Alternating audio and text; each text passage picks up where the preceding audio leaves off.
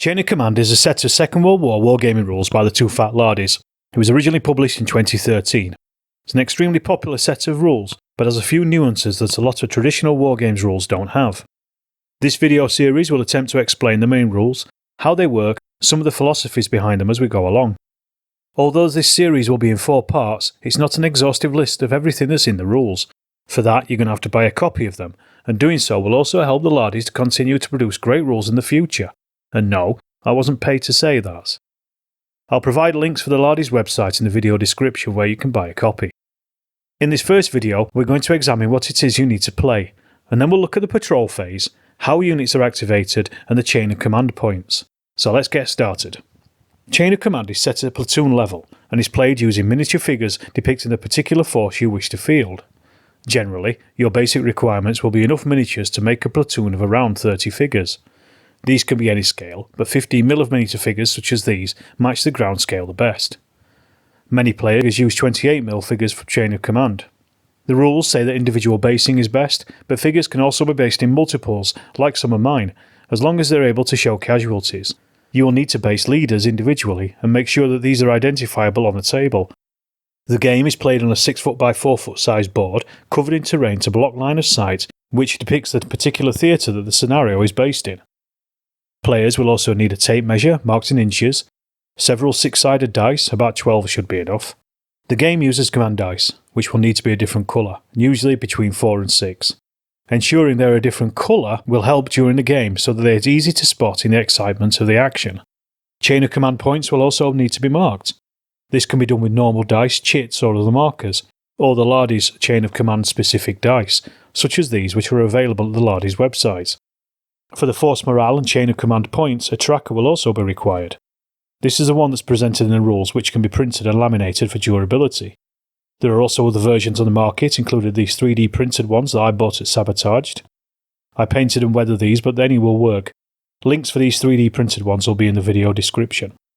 Both players will also need some patrol markers and jumping off points. The patrol markers are discs of about 2.5 inches in diameter, and they're marked with some identifying mark for the opposing forces in the game. The jumping off points are smaller discs, similarly marked. Here are some commercially available German, Soviet, Japanese and British patrol markers, and the smaller jumping off points. These came from mini-rians and also from war bases, but there's plenty others out there. Again, I'll put links for these in the description for these ones in particular. There are other free ones available just by downloading them from the Lardies website, and even just using spare figures that are available. Finally, there are other different markers used during the game, such as shock markers. Mine are small 7mm dice which I hold in these tokens with dice frames which I bought from Minibits. The Lardies also sell their own, and these can be found on their website as well. Also needed are some tactical movement markers and OVERWATCH markers. I use these from Sabotage, but anything else will do, as long as the players know what they represent. We're going to cover all these aspects in the game throughout this series. A few steps are required before the game begins properly, and this is encompassed in the patrol phase.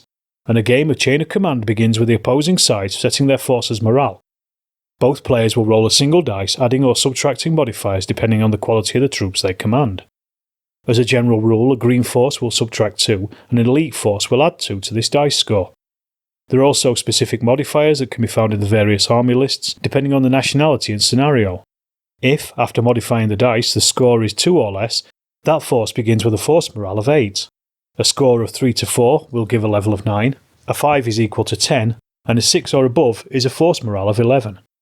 The respective levels are marked on each side's force morale tracker with a token.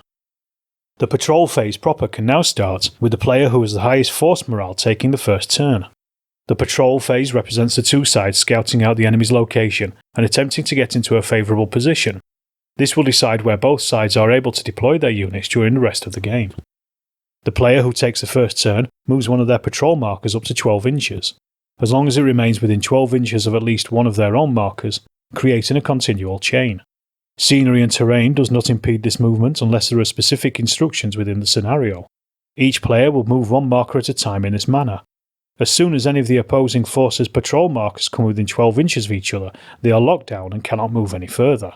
Both players continue taking turns until all markers from one or both sides are locked down.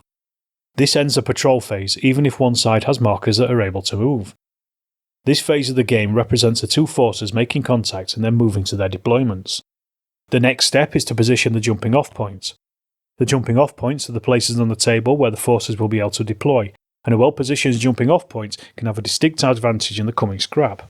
The player who went first now chooses one of their logged down patrol markers. Then, measuring from the two closest enemy patrol markers, they measure a straight line from the centre of both enemy markers passing through the centre of their marker, which will create a triangle-shaped area directly behind that marker. A jumping off point can be placed in or immediately behind cover that is at least 6 inches behind that marker, and within that triangular shape. So, for example, the building is more than 6 inches behind this marker, so the jumping off point may be placed directly behind it. If there is no cover, or the cover is less than 6 inches away from the marker, then the jumping off point must be placed on the table edge, but still within the triangle created by the previous measuring. Both players take turns in placing their jumping off points in this way. The amount of jumping off points available may vary depending on the scenario. It is important to remember that the patrol phase is to manoeuvre the patrol markers to try to gain an advantage over the enemy with the subsequent placing of these jumping off points. So now we know where the forces are able to deploy, we need to understand how turns and phases work. We'll look at turns first. Each turn is broken down into a number of phases, and each phase represents a few seconds of action, and the amount of phases in each turn is determined by the roll of the command dice. Generally, most forces will have 5 command dice, but this changes depending on the quality of the force. An elite force may have 6, whereas a green force may only have 4. These values can be found in the particular force lists in the rules and other supplements found on the Lardies website. At the start of the first turn, the player whose force morale is highest rolls their command dice. The dice scores will indicate what they are able to do during this phase. A roll of 1 to 4 will allow units to activate. We will look at units in more detail in the next video. Rolls of 5 and 6 have different consequences. 1-5 will add 1 to your chain of command points, and 1 or more 6s will affect the phase sequence. So we're going to look at these in more detail now. Chain of command points add another layer of the gaming experience in chain of command. Each 5 that is rolled with a command dice bestows a chain of command points. Once 6 chain of command points have been gained, the player receives what is referred to as a chain of command dice, which can then be spent on various actions. If a player is lucky enough to roll 4 or more 6s, they automatically get 1 full chain of command dice for free. There are various actions that the chain of command dice will allow, such as interrupting an opponent's phase with a section or team that is not yet activated. Some of the benefits of these will only be apparent during the game, but chain of command dice adds another layer of the game and allow a certain amount of control over the opponent's actions and will keep them on their toes. To go back to the command roll, rolling 6s will decide which player gets to take the next phase. A roll of 1 6 or no 6s with the command dice means that the opposing player will take the next phase after the current player has taken all their activations. However, a roll of 2 6s means that the current player will retain the next phase. This means that they are going to get 2 chances to activate their forces. A roll of 3 6s allows the player to retain their next phase and end the turn following the second phase. 4 or more 6s is a big one, as it allows the player to retain the next phase. It also ends the turn, gives the player a full chain of command dice, and rolls on the random events table. A full house. The phases will continue until one side or the other rolls enough 6s to end the turn.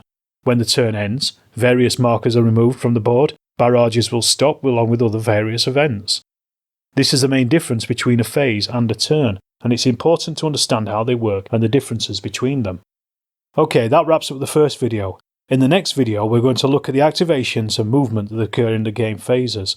But until then, thank you for watching and stay tuned for more.